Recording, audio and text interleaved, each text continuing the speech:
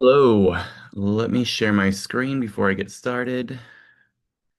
Slideshow, here we go. This is based on an online textbook called How Arguments Work by Anna Mills, and this is based on chapter one specifically, thinking fast versus thinking slow. So this is an online lecture.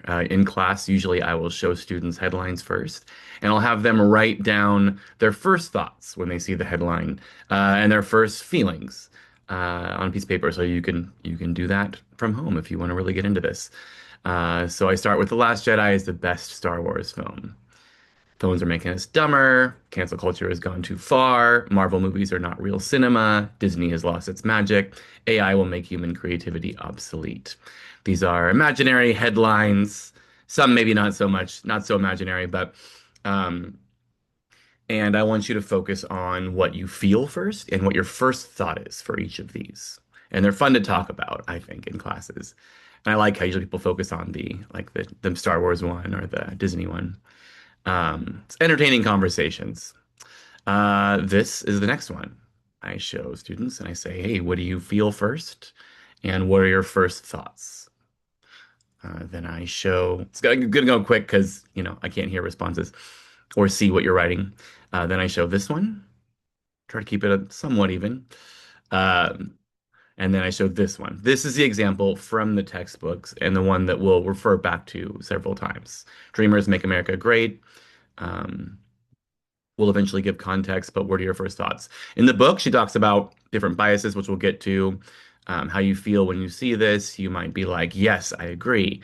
For various reasons, you might be like, no, I disagree. And you might be in the third category, you just misunderstand it. And you're like, okay. And I'm one of those, if I'm just being really honest. I didn't know what Dreamers was specifically referring to here because I didn't have context for it. So to me, given my background, growing up doing I have a very artsy family, they do like the arts, they do musicals, and I grew up watching a lot of movies and writing stories and doing film stuff, and I still do that stuff. So in my mind, I'm like, dreamers, yeah, just the very general definition of it. People who dream, people who have an idea of what they want to do someday. That's how I read it. I'm that third category that I'm just like, wasn't really biased. I was like, yes, yes, we do. Um, and I'm making fun of myself a little bit because that's okay. These are your first thoughts. These are your first feelings, and it's okay to embrace those to a degree. So, thinking fast, as defined by this textbook, is your instant reaction, your feelings, and first thought. Some examples, when someone asks how you are in passing, great, right? When someone does that, I don't think about it deeply, especially if it's someone I don't really know. I'm just like, hey, I just want to be polite. I'm not one of those who's like, how am I? Well, actually, it's been a really hard week. Probably wouldn't be great socially. If it's a friend doing that, maybe I'd be more honest and direct, but just someone in passing, great. Looking up when you hear a loud noise, it's fast thinking, right? You respond. It's your instinct. Two plus two equals what? Mumbling to yourself when you see a headline you don't agree with, which I try to really make this sometimes in the textbooks, in different textbooks, it is a little biased. It'll be like others are like this. I'm going to say me. I'm going to try to say we as much as possible because I'm human too. So I'll see something I don't agree with and I'll be like, "Rah, rah, rah," mumble or something, just like the old man that I am. Reacting to another driver when they cut you off. I don't feel like I have road rage, but when people drive too slow in like a fast lane, I don't swear or anything, but I'll like do voices, and my kids are like, "What?" I'll be like, "Oh, I'm just gonna drive over here," and I'll do this whole conversation. When it's just me, it's fun. When my kids are there, they just think I'm crazy. So I guess I have a minor road rage, like just 5%. A lot of people I know though definitely have it. They're like swearing and so yeah, reacting to another driver. Liking a post that makes you laugh or whatever, just liking a post in general. If you're scrolling quickly, you're just like, oh, that's cool. I don't know if you've ever done this, but I've done that before where I just like it. I'm like, oh, nice picture. And then I'll read the context and I'm like, unlike, oops, I didn't mean to like that. I didn't know there was a whole message behind it. But my first reaction is just like, yeah, like, cool. Um, Fast thinking and feelings. So again, I'm breaking this down into two categories, or she does, feelings and first thoughts. So feelings first. Psychologists have found that people often make decisions based on their emotions. This would be a good time to chime in if any of you want to. In The Righteous Mind, Jonathan Haidt, which I've never read this book, but she references it. Argues that people make moral decisions, make up their minds about right and wrong very fast and largely based on gut feelings. Do you find this to be true? I'm trying to, again, I try to apply this to myself rather than just point the finger at everyone else, although that is kind of fun. Um, yeah, I do sometimes make big decisions very quickly, you know, if I'm in terms of just how I feel about something. If I'm scrolling, for example, we don't say I have no opinion. I need to see if there's evidence for this. Show me the stats. Instead, we decide in an instant based on our feelings. And if you feel like you're not that, then for now you can point to others and be like, yeah, actually, I have a family member, I have a friend who does that, and that might eventually help you understand the concept. That's fine. This is not a good thing, but psychologists have also found that people need their emotions to think clearly. I'm just pulling some things from the book and then mixing in my own thoughts, but this is from the book, and I like this. I like that she's saying that, hey, your emotions do matter. Like there is a connection between emotions and thought. And so you don't want to just completely be a robot, right? You need those emotions, you need those instincts. They're important to being human, right? Um, it's well, ultimately what she's getting at is it's not good to base, an entire value system off of just how you feel in the moment, but we'll get there. So again, this is kind of I like that this is we make decisions based on emotions. That can be a bad thing, maybe. It can be, just these quick emotions. We're often wrong, like objectively wrong if we do that. But we need those to think clearly. It helps us. So fast thinking and first thoughts. Your first thoughts are often infected. I added that just to be dramatic because it's fun. By cognitive bias, errors in reasoning that are common to everyone. So the why behind bad arguments. And you've heard this term bias before, I'm sure. So there's confirmation bias. We look for evidence that confirms what we already believe. So I already think that The Last Jedi is a great film. So when I see it's the best Star Wars film, I'm like, oh yeah, cool, I agree with that. If it said it's the worst Star Wars film, I'd be like, no, no, incorrect. There's nothing you can say to prove that wrong. I like how that's probably the most that's probably tends to be more controversial statement than like the political things in my classes. Um, so again, going back to that protester sign, the you know, Dreamers Make America Great. It's You're gonna look at that differently depending on what you already think potentially. She brings that up. So even when, and there's another aspect of this, even when we're presented with evidence showing we're wrong, confirmation bias is so strong that we often get the backfire effect. People will dig in their heels and believe even more strongly when they're given evidence that contradicts their belief. So in class, and sorry if this is offensive to you, but I use flat Earth a lot. And if that's what you believe, if you're interested in that, great, you can talk about it. I feel like it's a safer thing to kind of joke around about. Sorry if it's offensive, but it's one of those things where like if I have talked to people who do very much believe the earth is flat, and it's like no matter what evidence I throw at them, um based on the little I know of science, but I'm like, well, here's these things. They're gonna dig their heels in more and more. It doesn't matter what science says. They're gonna be like, no, no, the earth is flat. Look, I'm not falling over. I would if the earth was round. I've legitimately had that conversation with people I do like respect, and they're cool and they have their beliefs, and that's fine. Um, but that's this backfire effect does happen. And again, I have to apply it to myself. There's things where I'm like, well, I believe this. So no matter what evidence you give me on the contrary, I'm gonna dig in my heels a little bit. I teach critical thinking, so I do try to then go off and research it a little and be like, okay, well, am I wrong? Like, I look into it deeper, especially if it's something I really care about, then I for sure want to know more. And that's eventually what this is getting to. But, remember that, the backfire effect. I mean, you've seen it in play. If you haven't done it yourself, you've seen it. Availability bias is we tend to think what we think based on the examples, evidence, or experiences we can easily call up in our minds, and based on information we have been exposed to recently. The author of this text is a teacher. I believe she teaches in LA. She teaches college courses. She's an instructor. Um, and she talks about how when she sees the dreamer sign, which has to do with uh, a form of immigration policy, kind of. We'll get to that. She right away thinks of all the immigrants, the students of immigrants that she has in her classes, all the great experiences she's had with them, and I agree with her on that. I've had great experiences with people who come from undocumented families, and so that's my availability bias. It's all I know is these people who are working hard and making it, and that's admirable. Um, that's what she brings up as an example, but this could apply to so many different things.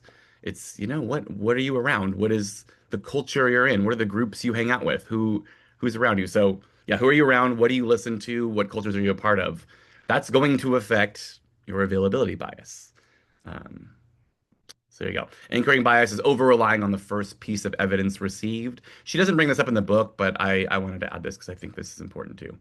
You see one piece of evidence, which again I'll do. I'll see an article and I'm like, look at that. And then if I'm having a lazy day or if I don't really care, then I just kind of that sticks with me. Like that article must be true. Um, I've gotten better and better and better at looking at the counterpoints. I always want to know, okay, this news outlet says this about this story. I'm going to look at the other news outlet and then try to find it. Usually the truth is somewhere in the middle, right? There's all these biases everywhere, and I'm like trying to find what actually happened.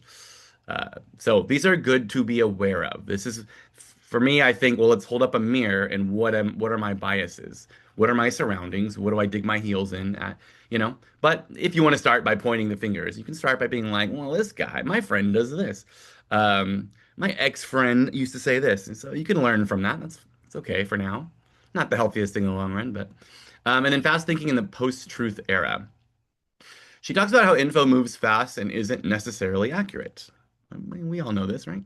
Unreliable sources look the same as reliable ones. So how do we know what is true anymore? Information appeals to confirmation bias by feeding you what you already like, which creates an echo chamber. So if I like something on Instagram, it now thinks that I like that thing, and it's going to keep feeding me more and more, and it creates this loop of information where, I might not even be that true, but it's super biased. It's increasingly biased the more it tries to read what I like. And information moves very quickly now. I don't know if I think I cut a lot out of this to make this shorter, but she does talk about information moving slowly. How back in my day, information used to move fairly slowly. It still could have been inaccurate, who knows, but it was edited, it was vetted, and that's, there's issues there too, maybe, but it went through a lot of professionals often before we received it. Um, Now anyone can say anything, and the more emotional it is, the more viral it gets, which I think is actually one of the points. It's coming up here. Ah, yeah. Eventually it's in here somewhere. So yeah, the more emotional it is, the more viral it gets. You all know this, but it's good to think about when someone's talking about things that you care about, that you're passionate about. Well, all of this, the goal of all of this is to help you be able to sift through all these messages and decide what is beneficial and what isn't, and also to back up what you care about the most. How do you argue for something that you're really passionate about in a way that is beneficial and successful? So yeah, be aware that a lot of these things, and that's just, I mean, the most recent thing was that I can think of that's just kind of fun was the Stranger Things episode 9. There was going to be this extra episode after the finale. I mean, I saw that everywhere. I didn't care enough to like look into it, but it was all over social media. Um, and people full on believed it, but there was zero truth to it. There was a documentary coming out, which I'd heard that first. There's a documentary coming, and then all of a sudden everyone's talking about this hidden episode 9. And I did actually believe it for a moment. There was a point where I looked it up, but I'm like, oh, cool, there's an episode, I'm gonna watch it. And it does not exist. But it got out. Everyone believed it because it's just quick and people are excited and then people are getting mad that there wasn't one, and it's like the makers of the show were just like, "What? We didn't. No, we didn't."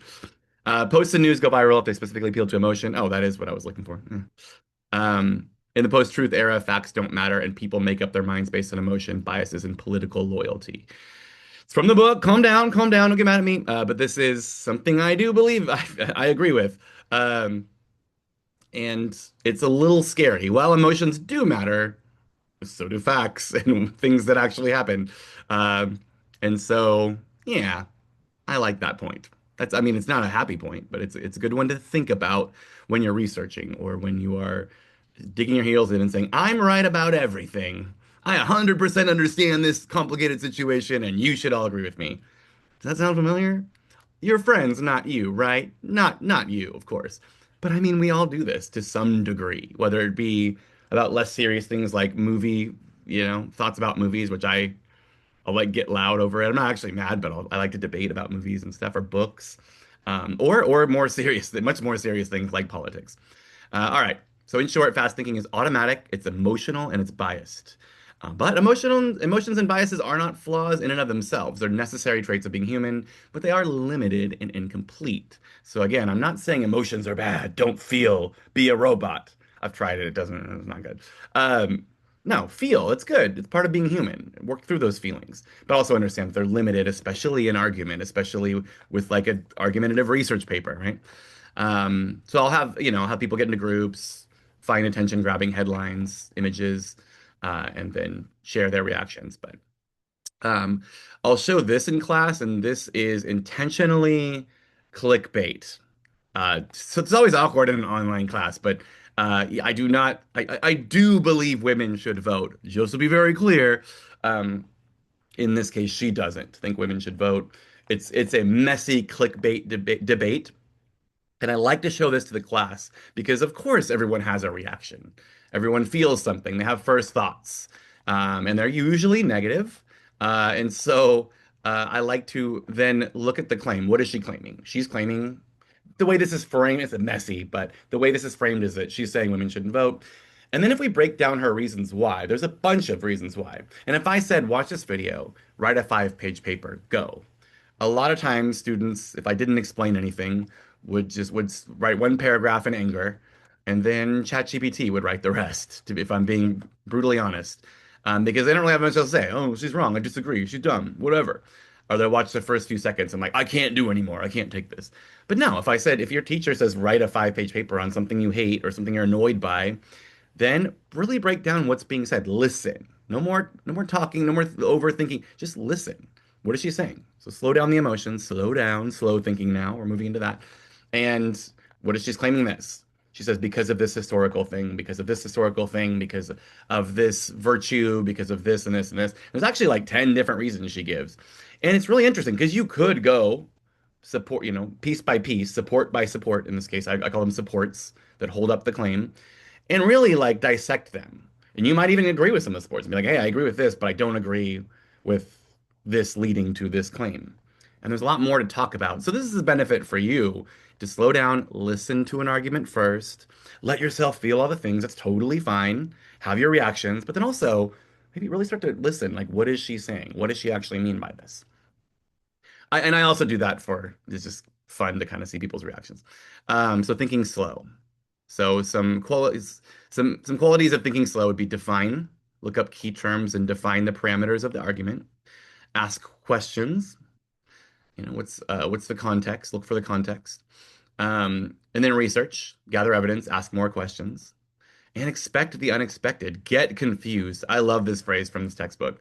She's saying get confused. She talks about how giving your feelings and biases some information may confirm your fast thinking, but research, slow thinking, can disappoint. It might surprise you.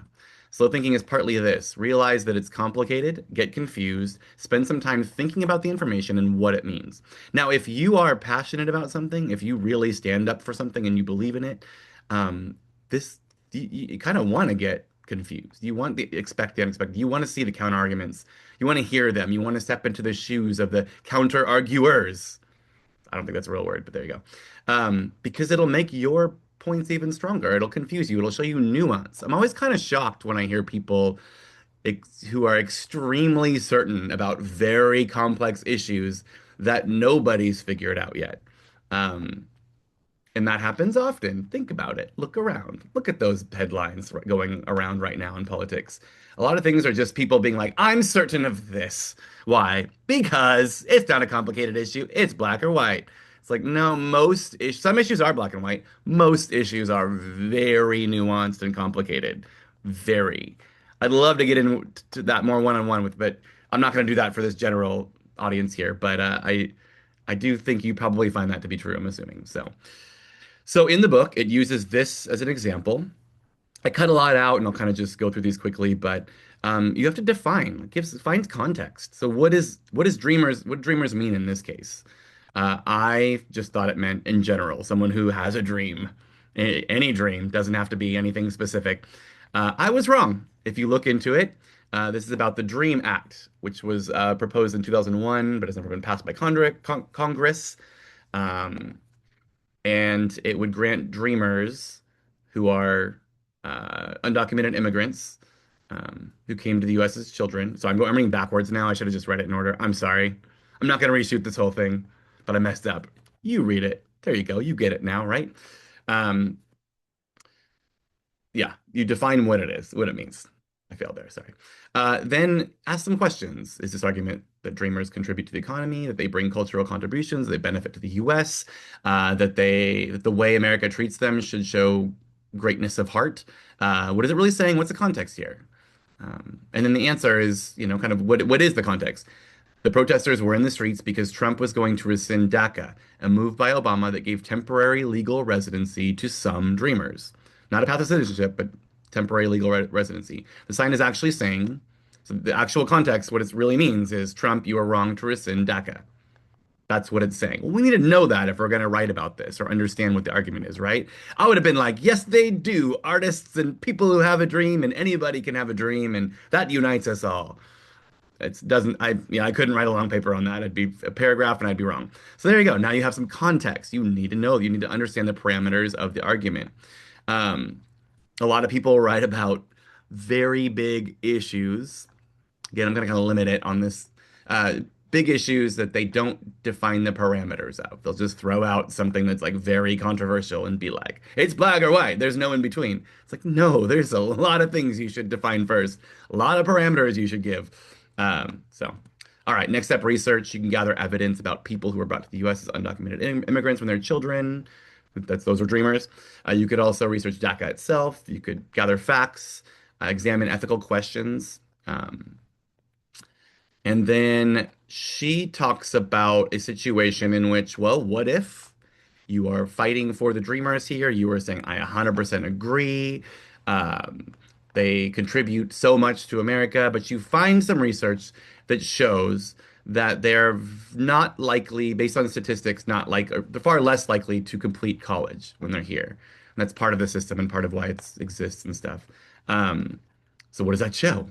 Do you do you just ignore that information? Do you just move on to the side?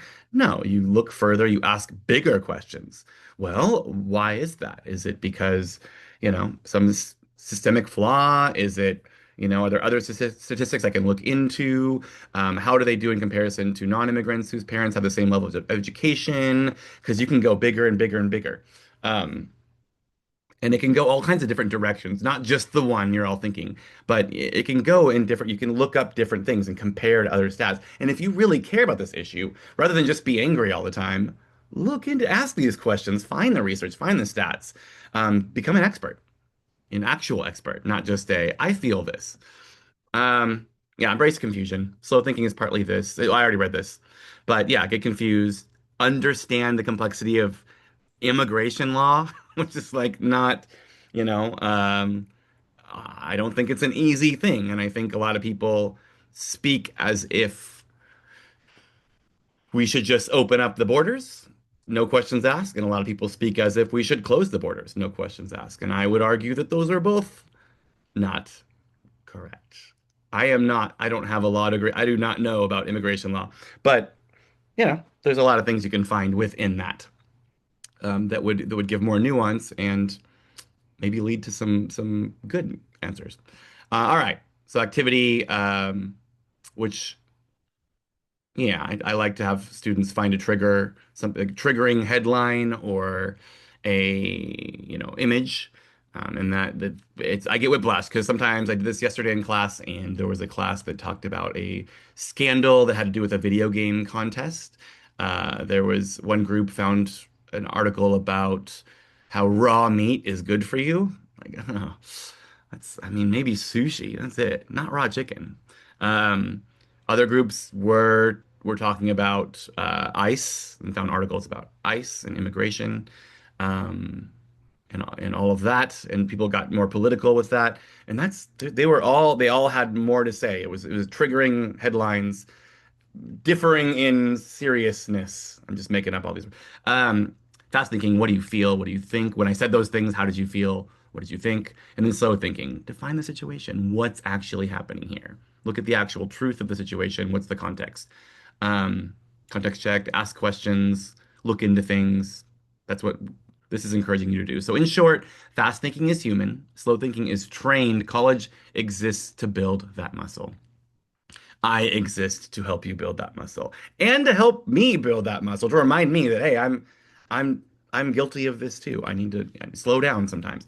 This should also help reframe research, not as boring and tedious, not as a boring and tedious school requirement, but as the antidote to impulsive certainty. And I see so much of that. And I've been that. I see it in family, I see it in friends, I see it in me, and I see it in students. We're all equal here, and we all plant our heels and we're like, no, I'm right. This situation's easy. And the goal of this semester of this book is to slow down, think, learn, grow, become an actual expert. So I hope this helped. That's it, and have a